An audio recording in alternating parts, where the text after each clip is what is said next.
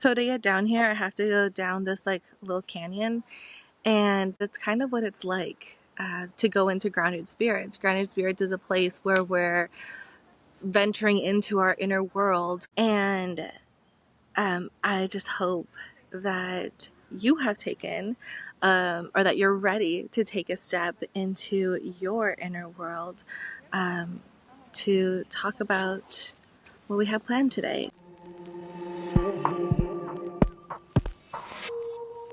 So we're going to be reading this book. It's called Mother Peace. And we're only going to be looking at like the preface and the intro today. And then actually, let me back it up a little bit with that. We were in the middle of our dream series. And then last time we talked about Jung. He talked about the archetypes. And so I became really enthralled with these archetypes that he came up with because they are so similar to tarot, as this book points out. And they're also found in astrology. Like, that's why I love astrology so much, because astrology is all about learning the different patterns of the world. I like to use it as a framework for all the information that is in the world, or a framework for all the different parts of the self. And yeah, so that's why we're going to look into this book. Just the intro alone has been incredible. It's called Mother Peace by Vicki Noble, A Way to the Goddess Through Myth, Art, and Tarot. It's an absolutely incredible book. Like I said, I've only read the beginning of it, but it just seems really great.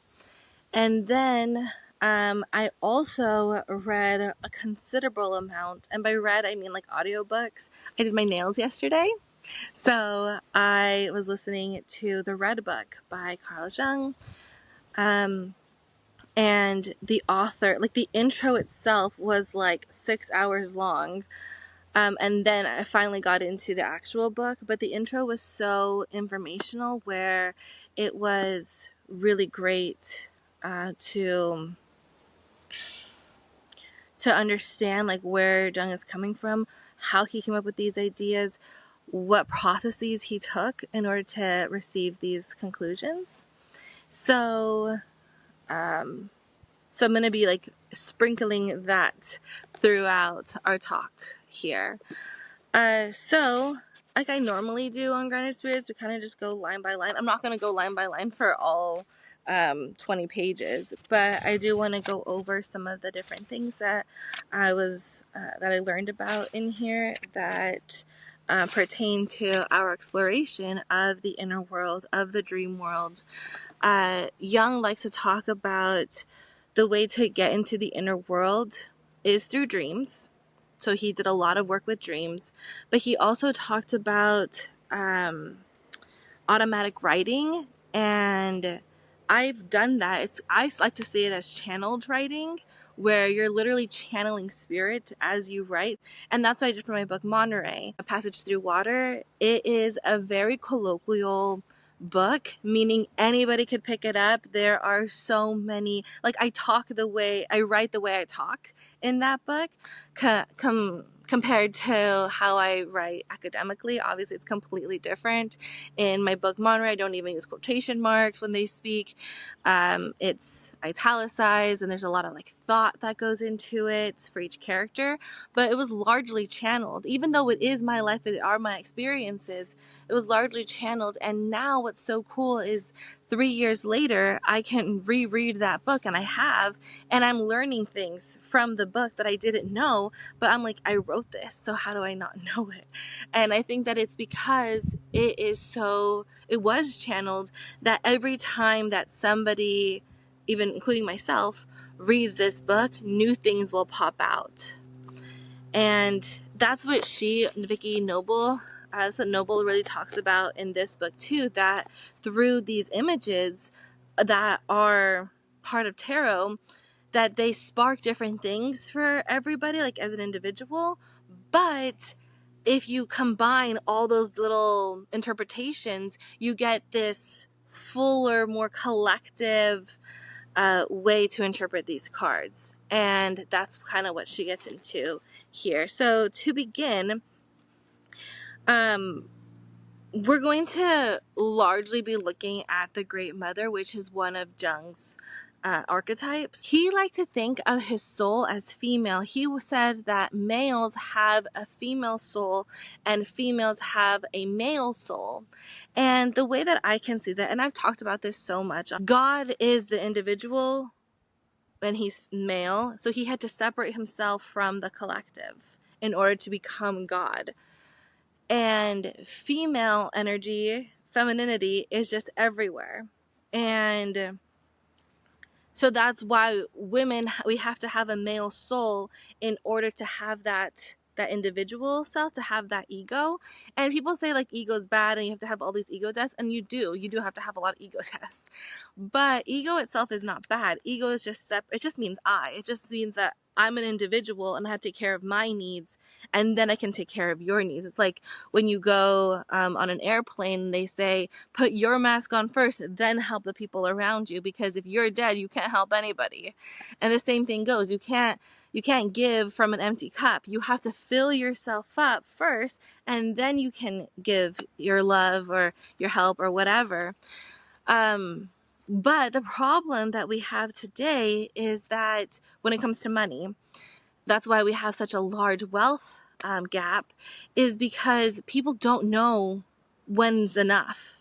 They think like, oh, once I start making 10K, I'll be good. Then you make the 10K and you're like, oh wait, maybe once I start making 100K a month, then I'll be good. And then you do that, and then just it's never gonna stop.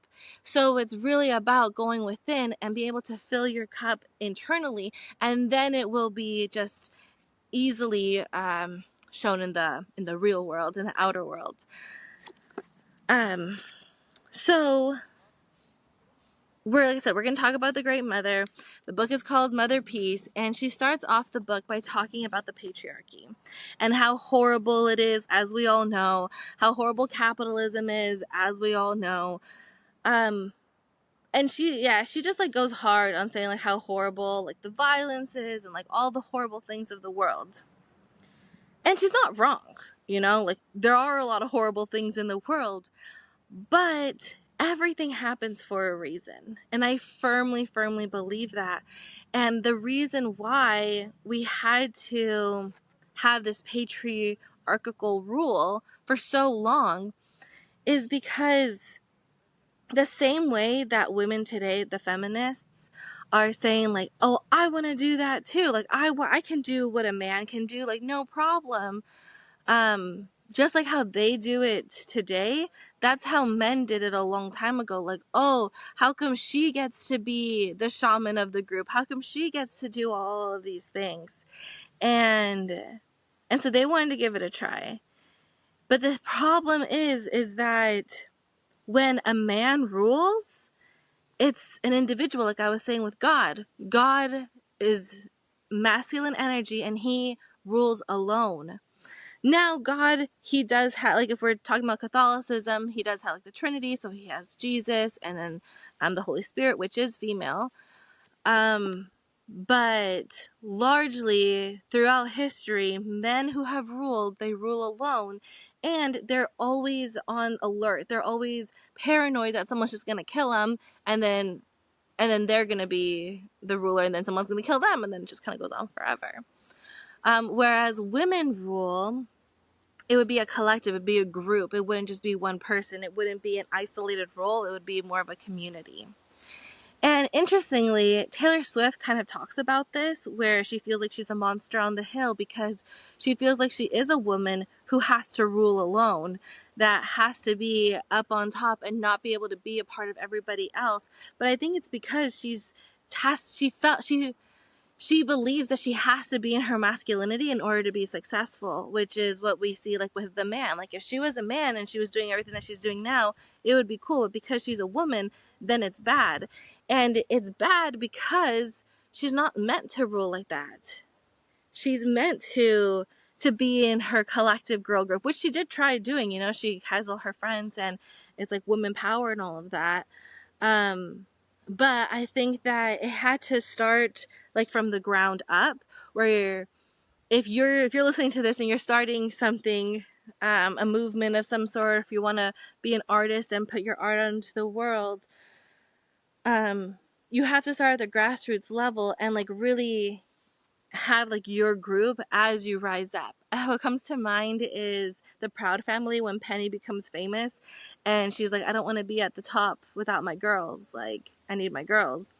So it's like that kind of stuff where you need to have this feminine energy be a collective instead of a singular. And that's what Noble talks about here in the book. So then she gets into tarot and how tarot is meant to just heal. And it's healing because tarot, so the major arcana, which is part of tarot, so the tarot deck typically has the major arcana and the minor arcana. So the minor is the one that has like the swords, the wands, the chalices, and the pentacles. And then the major arcana has 22 different pictures of different, largely people or qualities, actually largely qualities, sometimes people, that go through a journey. And so we'll get into that in a little bit, but I just wanted to like start it off and like up here, and then we'll get into like all the nitty gritty. So arcana, so the major and minor arcana. Arcana means that it's like a treasure chest where it's like something that's hidden, something that's protected. She also goes into like how Noah's Ark, like arcana, that it was supposed to keep safe or like keep encased these terrestrial beings, humans, while the world flooded. The other one is like with the female body, that like our womb can be considered an ark, because it holds like something precious. And so arcana and tarot are a vessel for salvaging spiritual wisdom. So that's why they're called like the major and the minor arcana, that they're safe. It's like something like a little like a treasure chest where there's gold inside of it. And going back to Jung, he was talking about that he really got into alchemy because he thought that alchemy was a transformation of the self, that we had to learn how to change lead into gold because we are made of lead and we want to be gold. Gold is like that divinity. Lead is something more common that is found on earth as our human bodies are, whereas gold is like from the divine. So that's like what that is all about. But at the heart of it, it's just to heal. That we have these images that show us our journey so that we can heal. Let's go into that a little bit. That this journey, it has to do with the Navajo. And the Navajos, they have this 4-step journey. That they say, here, I'm just going to read it. This is on page 21. It says, according to Donald Sandler, Navajo healing follows 4 principles, which I believe also apply to the natural cycle of the major arcana. The first is return to the origins. So when I first started my spiritual journey, as you can go back and listen to number 1 of Grounded Spirits, that I had to go back and figure out who I am. Why did I make these different decisions? Are they my decisions? Were they my parents' decisions? Were they like schooling decisions, the state, the church? Whose decisions were they? And if they weren't mine, how do I figure out what I want so that I can be the best me? And so one of my first episodes is the root chakra. How much back to basics can you get than the root chakra, you know? The root chakra talks about how to be grounded, how to feel safe and secure. Every single war, every single act of violence, anything bad, 9 times out of 10 has to do something around security and safety, which means the same thing basically. Everything comes together. Everything comes from the basic need to feel safe and secure. So people will do these atrocities in order to have this feeling of being safe and secure. So So that's the first step. The second step is confrontation and manipulation of evil.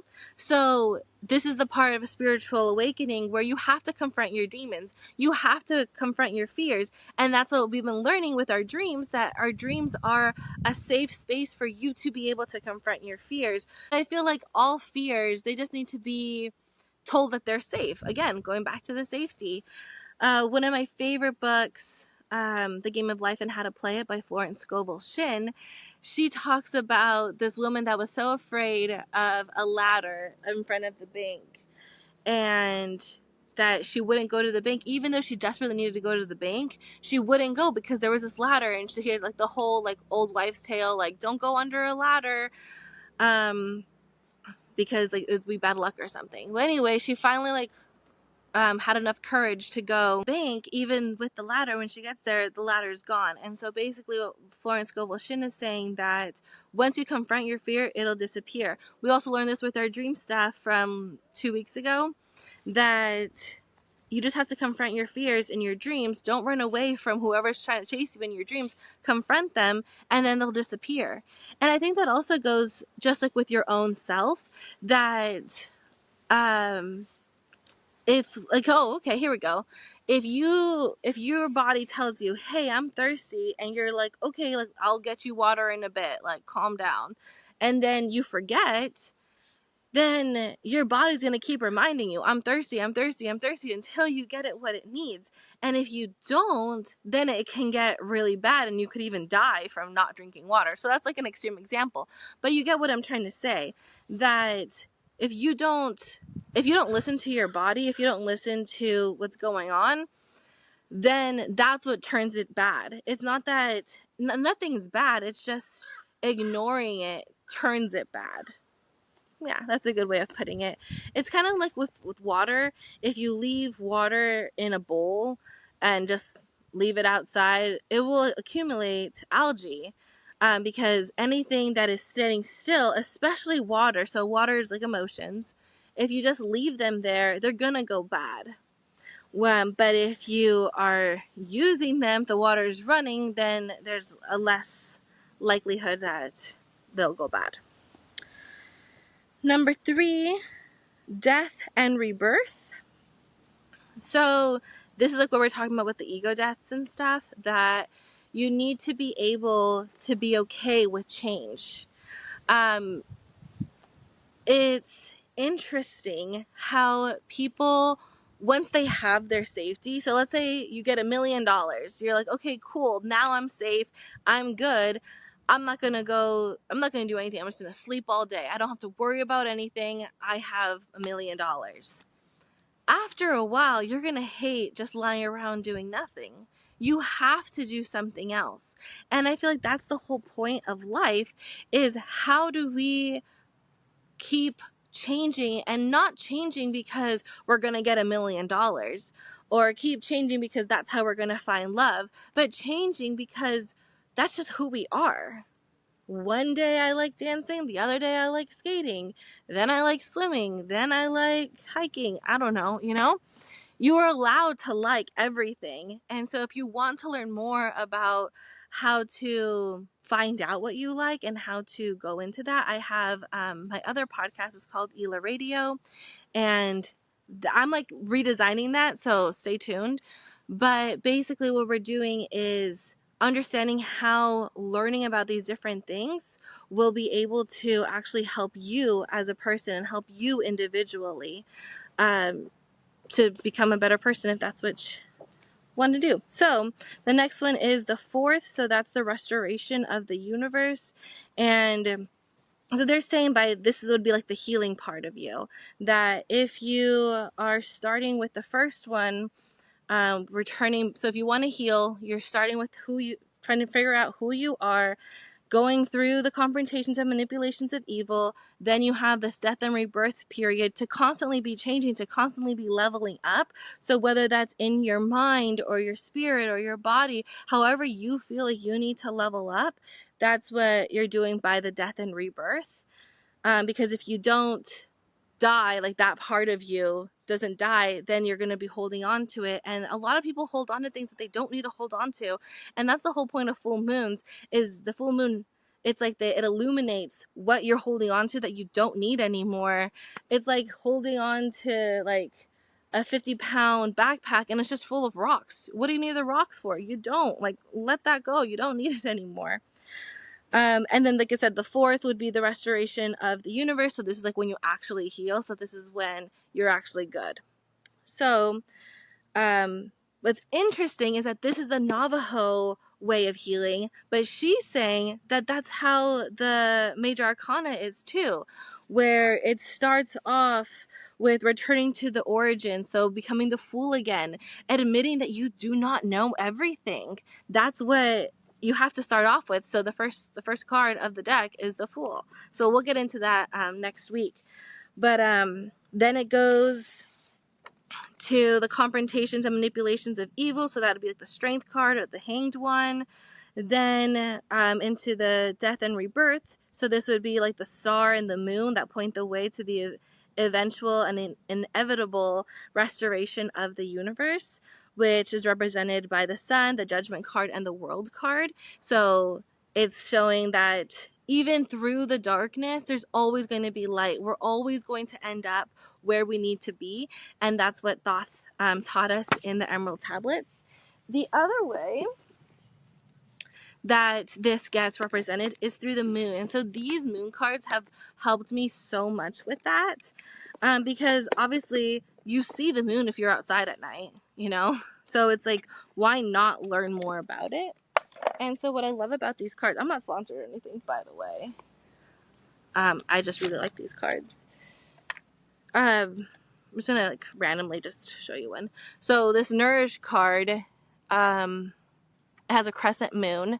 And so it's like, okay, well, what does that mean? And just like how we have these 4 ways of the Navajo healing, that's also how it is with the moon. First, start off with the new moon. You go back to your origins when you were nothing. Then you start bringing out your light a little more. You get to your first quarter. Then you get into the full moon. Then you go to your last quarter. And then you go back to the new moon. I hope I'm saying that right. Like I said, I'm still learning with that. But basically, we see this pattern throughout literature. So we could think about Joseph Campbell's The Hero. We could think about it through the chakras. You start you start off with the root chakra.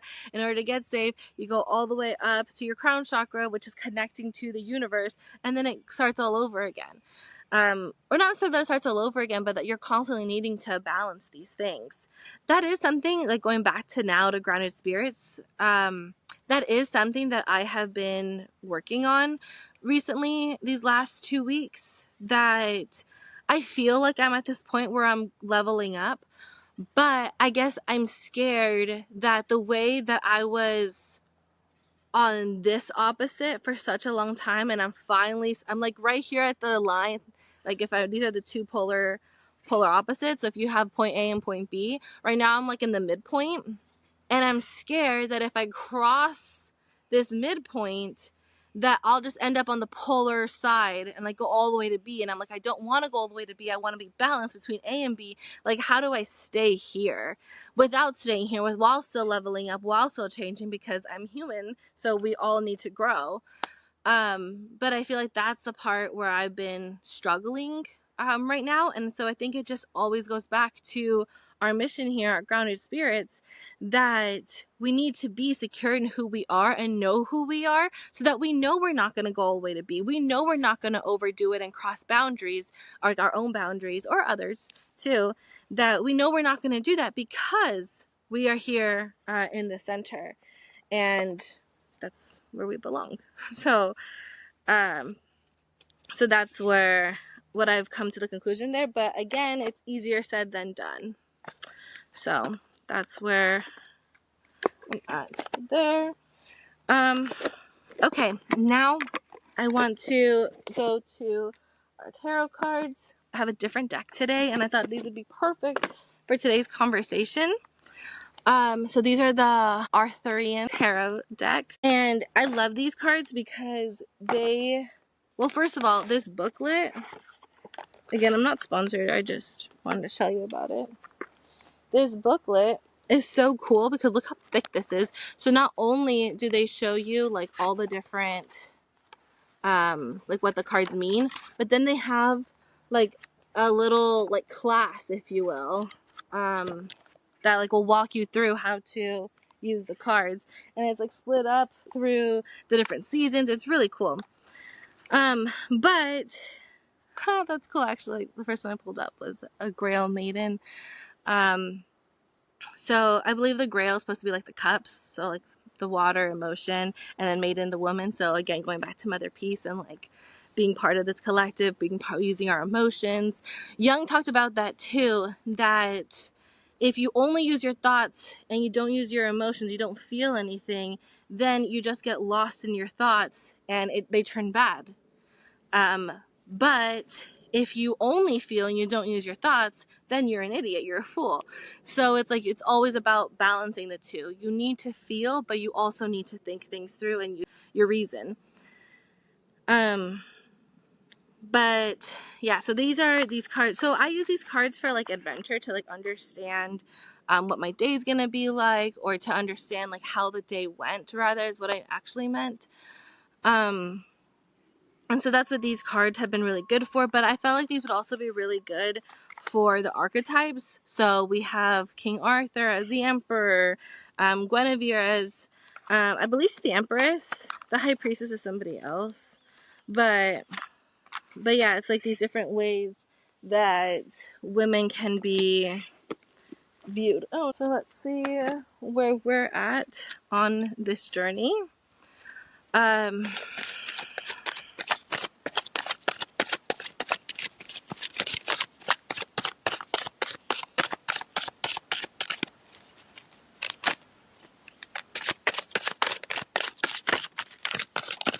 Alright, one came out.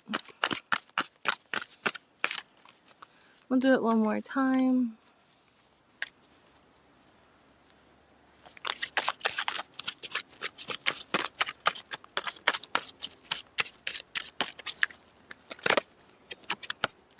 Alright, so we have the Grail 7, and we have the Spear 2, which is also like the wand. So this is like earth energy, and then the water energy, so again, grounded spirits. Let's actually read what the book says about these. So Spear 2, Grail 7. I was hoping we were going to get some major arcana ones, just because that's what I've been reading about, but these are cool too. Alright, so just give me a moment to put this all together and then I'll pull up. Alright, Spear 2 says control, mastery, maturity, attainment of goals, dynamic drive, courage, determination. And then the Grail 7 says illusion, clear vision, intelligent, fantasies. So it's that your wildest dreams can come true if you just learn about yourself. Like if you have the determination, you have the motivation, you'll get the mastery, and then your wildest dreams are going to come true. So I think it's a lot about balancing that masculine and feminine energy that I've been talking about for these last few weeks, that we've been learning with our dreams, that our dreams are a way of balancing this masculine and feminine energy. But what I was saying last time was, well, why don't we help them out? You know, like help ourselves out and balance it ourselves. So Jung would do this by talking to his soul, and he would refer to her as a girl. And he would just ask questions. And recently people have been asking me, like, how did I get to this point on my path? How did I gain all this knowledge? How did I do all of this? And I mean, if you've been with here on the show for a while, you'll know that it would just be me talking to myself. But the way that Jung talks about it makes it seem less odd. But what's funny is that throughout his book, so the Red Book, he didn't publish it. It was published in 2009.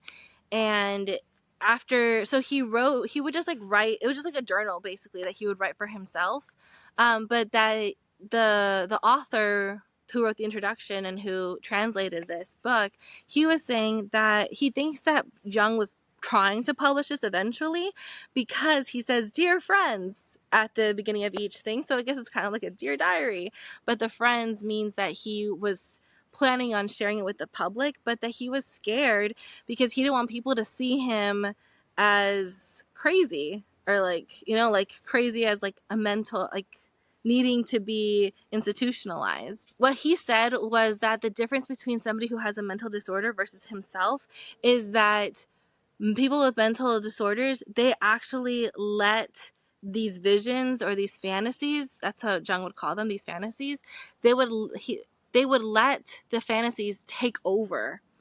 I saw just a snippet of Yellowstone today, and it was this guy who choked out this girl, he killed her, and he was like, it wasn't even me, it felt like I was floating above watching myself do it. And that's like a classic way of that, you when you let your fear take over, you're not you anymore.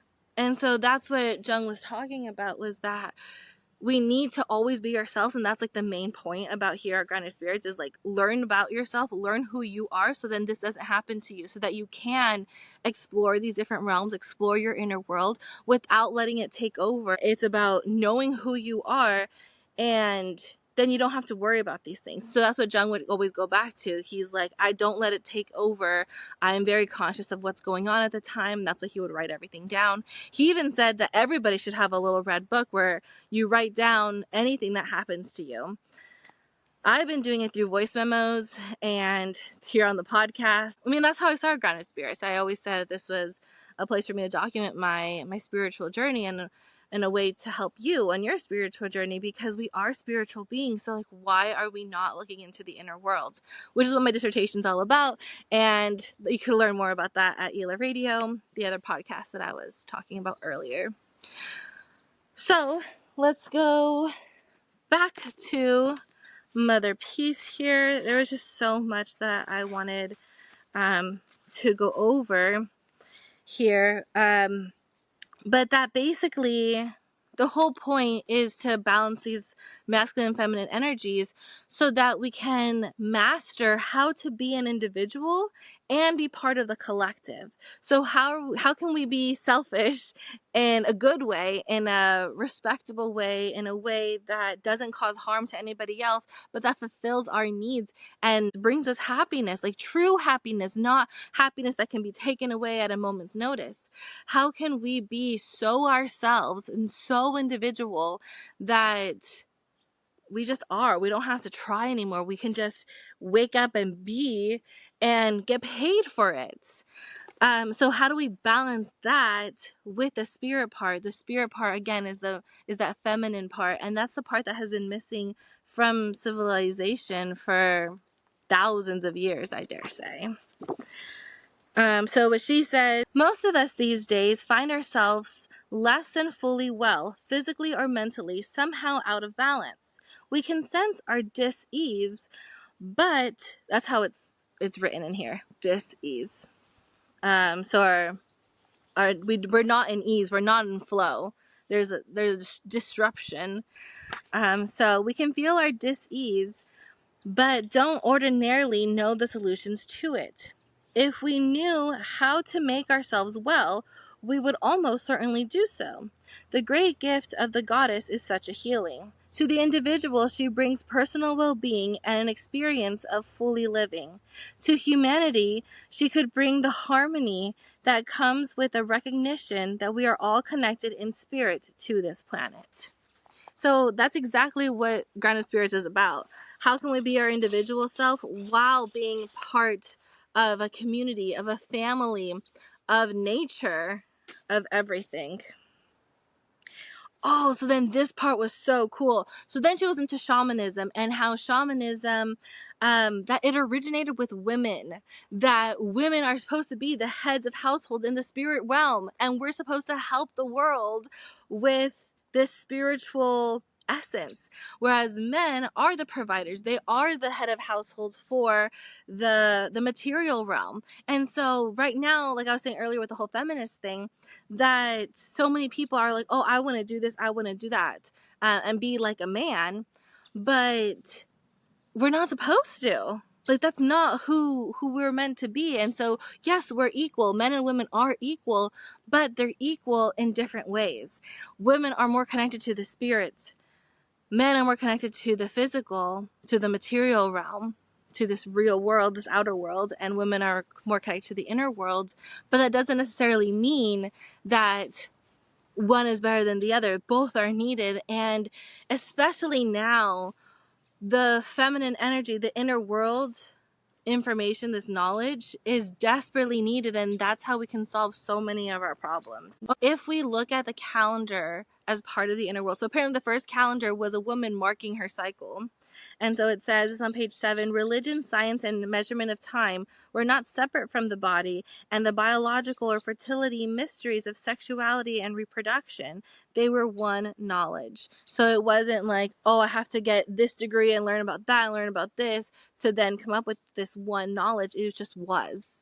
And that's like the whole point. What I'm talking about is like, how can we get to a point where we can just be, where we don't have to exert this soul crushing effort, or the self-sacrificing effort. We can just be ourselves and everything just works out. This is such a crazy, not a crazy, this is an interesting example that that there's poop, right? People poop, animals poop, whatever. But for a fly, they don't worry about like, oh, where's my next meal gonna come from? Like, poop is inevitably gonna find them, or they're gonna find it. And it's like that. This is like the worst example, but it's the first one that I thought of. But that there's just so much abundance of everything. So everything that a fly needs can be found in feces. So why can't we find everything that we need in the world that we've created for ourselves? That's such a weird example, but just going with the flow, trying to go back into that ease that I was saying earlier. So the whole point of Noble in this book, Mother Peace, is that she's saying we go back to the goddess. By learning about the self, by going internally, we're learning about the goddess, and the goddess will be there for us and help us. And this is this Mother Earth, and that this is why we turn to astrology and tarot and these different things, that they're all just archetypes, which is what we've been learning with Jung's archetype, and they're equal. Like the archetypes that we see in Jung, or the archetypes that we see in astrology. So for instance, the Great Mother in Jung is the like Cancer, the moon. I would even say Virgo. These parts of astrology that represent the woman, this kind of energy. I would even say like Scorpio, like all the water signs, I would say. Pisces, I feel like, is a little more masculine. But Scorpio is definitely female, so that would be with the 8th house. Virgo with the 6th house. Cancer with the 4th house. So stuff like that. And like that's how we can get back to healing. Also with dancing is how we can get back to healing. Here's the part about the power that I was talking about earlier. This is on page 8. It says, this power keeps the individual ego aware of its connection to the group and its responsibility as a member rather than as an individual in isolation. So again, the individual in isolation was the masculine, or the patriarchy, the male rulers, whereas the female ruler would still understand that she is part of the group, she is part of this world. So with that, I've been really thinking about this question: does the government love you?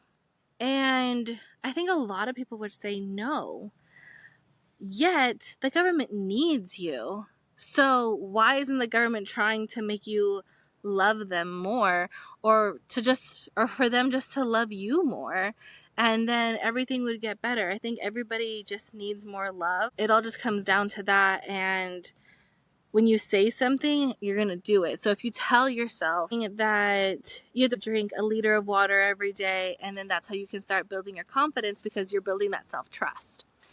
And I would disagree with forcing yourself to drink water or forcing yourself to eat, forcing yourself to do these things. That you have to allow yourself to love it, to want it. If you force yourself to go to the gym and then you stop because you are forcing yourself, you're going to gain the weight back. You have to go because you genuinely love doing whatever it is. Whether it's lifting weights, going swimming, doing a Zumba class, I don't know, Pilates, whatever it is, you have to love it for it and not love the results. I love my Carlos Castaneda. I bring him up almost every single episode. But I just finished book 4, Tales of Power. And in it, Don Juan was saying that he was like revealing everything, like why he did what he did, like how he taught Carlos to do the different things. He was revealing his methodology of showing him the sorcerer's description of the world. And he was saying that he had to get him to a point where he was doing these things not because he thought it was going to make him a sorcerer, but he was doing these different activities like walking around the house 3 times or like just dumb stuff like that, to get into that habit of, for every action you're not going to have a reward, but so that's why what you do decide to do it with your full heart. In the first book, Don Juan says, follow the path that has the most heart. And at the time, Castaneda didn't know what he was talking about. But then by this time, he knows exactly what he's talking about. That you have to follow the path with heart. That so many times Carlos wanted to walk away from Don Juan, walk away from this sorcerer's world. And by sorcerer's world, it just means a place where you can feel and you can understand what the spirits are telling you. And by spirits, I don't necessarily mean like ghosts, but like the spirit of the land, the spirit of the plants, of the animals, and how to be connected to them. Carlos could have walked away at any moment, yet he kept coming back because he couldn't see himself not doing this. He talked about one time where he decided he was going to quit. He was done. And then he went back home and all his friends were busy and he was just alone. So he ended up driving like an hour to go to a movie. And it was a movie he didn't even want to see. And it sucked. And he was like, but even this is better than sitting at home doing nothing. But then he was like, but is this a better life than what I would have if I went back to Don Juan? And it wasn't. So he went back and then he was able to find the totality of the self, which is the commitment that you have to yourself, all the different parts of you, which is what I talk about in Ela Radio, so go check it out, with polymathy. There are so many different parts of you. Some parts of you like this, others like that, others don't like this, others do like that, whatever. The totality of oneself is giving yourself the option to disintegrate. All your different cells can go into the direction where they want to go, where they feel like they have the most heart. And you give yourself that option. And what Carlos found is that they all decided to come back to him. They didn't go off and disintegrate and turn into sparkles. That they came back and chose to be with him. And I think that this is like in relationships or in a bunch of different things, that you want to be around people who choose you. You don't want to cage somebody or force them to stay with you. And the same thing goes for your own self. I want every single one of my cells to want to be part of me. If they don't want to be a part of me, then bye, And I think that goes for people, that goes for any kind of work that you do. Everything that you do, you want it to be intentional and you want it to represent the best you. And then that is how we balance out this masculine and feminine energy. That is how we become better dreamers. He also talks about dreams in that Carlos Castaneda series. So if you want to check that out, it's incredible. The first book is called The Teachings of Don Juan. And like I said, I just finished the fourth book, Tales of Power. So yeah, it all comes back to how can you be your best self? And that's what Grounded Spirit is all about. And then how to heal, so that healing is a natural process. The body already knows how to do it, and I think that is what Don Juan was also teaching Carlos, because Carlos was astounded. Don Juan is depicted as this like 60, 70, even 80-year-old man, and Carlos is in his 30s. Yet Don Juan can walk. He has like endurance. He has like the ability to walk faster. He has like more energy than Carlos, and Carlos is like, what? Like, how? You're an old man and I'm like fit. How do you have so much energy? How does your body do this? And he's like, because I listen to my body. I take care of my body. And so yeah, so the body already knows how to do it. It's just getting out of the way and letting the body work, trusting the body and taking care of it. So then she talks about the high priestess. So the high priestess represents the moon and the power of female periosity. The empress, ruled by Venus, symbolizes love and active female sexuality. And the strength card is the strength of the mind and the heart, which is the matriarchal consciousness. So if we would heal the body, we must first imagine it well. If we were to heal the planet, we must envision peace. So it's like this practical reality. You have to know what you want and then go for it. But the thing is, if you don't know what you want, then how can you go for it? So that's the whole point of Grounded Spirits too, is knowing who you are, being so grounded in who you are that then you can actually go for your dreams and achieve them. Like what the card said today, you know, your wildest dreams can come true if you allow them to. Then she goes into, this is now on page 21. She talks about when you become split, so whether it's the masculine and feminine, or become split, like what I was saying, like half your body wants to do this decision, the other half of the body wants to do this. So when you say like, part of me thinks I should do this, but the other part of me says I should do that, this is a split. And the split only happens when you're unrooted. Like it literally says it in here, like I highlighted it. That, because that's the whole point of Grounded Spirits. I keep saying the whole point of Grounded Spirits, but it's true that Grounded Spirits, it's about staying rooted and flying high. So how do you stay rooted? You become one. You have the totality of the self. You know exactly where you're going, what you're doing, and why you're doing it. You take responsibility for your actions, and you don't let people step on you. You have your clear boundaries and you stick with them, and you become a man of action and a woman of action, same thing, right?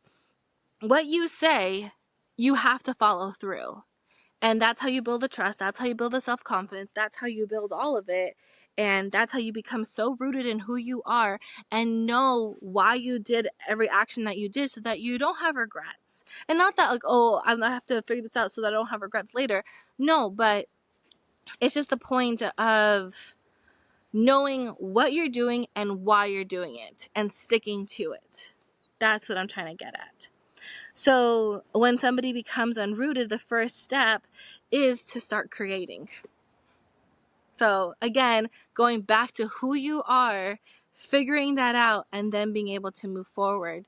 And I think that this is also what happens with our dreams. Our dreams are part of our imaginations, part of that creative juice. And yeah, that's why I feel like it's so important to learn about dreaming, because it's one of the first steps of healing. If you know how to dream, then you know how to create. You know how to bring stuff out of the inner world and into the outer world. That's how you find your way. So here's just like a little bit about the major arcana. There are 22 Roman numeral tarot cards that represent cosmic cycles and creations. And it's a larger than life journey that the soul must undergo. Jung would talk about the esoteric quest of the alchemist was a transformation of the self, like I said earlier. So it all comes down to healing. It's to produce a cure. And then I love this definition of the goal of spiritual development, it says that the goal of spiritual development is to become conscious of the soul and to reunite with it. So if you're a man, you're trying to reunite with your girl parts. And if you're a woman, you're trying to reunite with your guy parts without letting them take over. So I think that nowadays, a lot of people just let it take over. And then that's when you get confused, like, who do I like? Do I like men? Do I like women? Or who am I? Am I a man? Am I a woman? And it's because we're trying to balance this masculine and feminine, but we let one take over, and then we don't know who we are. So again, it's all about coming back to the self, who you are, and becoming rooted. And then she goes into every single civilization, from the Druids to the Egyptians to the Mayans to the Arctic shamanism, that it's all to help people understand the purpose of human life on the planet and to live harmoniously as they took part in individual and collective evolution. So again, it's about the individual with the self and the self with the individual. And so the major arcana attempts to illustrate basic universal laws that structure the natural world. So again, with that healing cycle, it's about these images that are depicting what's going on in the world around us. So yeah, that is what I have for you today. And next time, we're actually going to go into the different archetypes, because I think that they're super important, especially as going into this whole thing about dreaming. So we'll talk about the Fool next time. And with the Fool, like, how can we use this Fool energy to help our dreaming? It all goes back to dreaming because, like I said, that's the first step of healing. And so I went in this whole other way where I just accumulated all of this knowledge. Oh, with that, 2 weeks ago, the last episode that came out, I was talking about how my brain capacity is like this, has a large amount of information, and then I cut it off. I must have got distracted with a different thought, but I said that some people only have like 256 gigs or whatever. But that's not to, just because I have a larger capacity of information than other people doesn't mean that these other people can grow to have this large capacity of knowledge. And it also doesn't mean that just because this is my gift, their gifts and other things that I might be working for or working towards. So that's the cool thing about being a human, is that we are constantly balancing within ourselves, but we're also balancing with everybody else. That every single person that you meet has some piece of knowledge that will help you understand yourself better. That's what I'm saying. You have to get selfish. You have to get selfish. You have to know, what are the things that I need in order to be my best self, so then I can help other people. So seeing by being selfish, you're not being selfish. But it just looks like you're being selfish at the beginning. So yeah, you have to be selfish to understand who you are and where you're going. And then all of your dreams can come true, which at the end of the day is what this podcast is about. I want you to live out your dreams, because then your dreams are going to be helping my dreams out. My dreams are going to help your dreams out. And it's just this never-ending cycle of community and collectiveness while being an individual. So it's all about that balance. And so I will see you next time to learn how to balance the Fool energy and how this relates back to our dreams, about the different archetypes. And once you start looking at these patterns, whether through tarot, through astrology, through academia, once you start picking up these patterns, you'll see them everywhere in all different kinds of stories, everywhere. So come back for that. See you next time. Bye, everybody.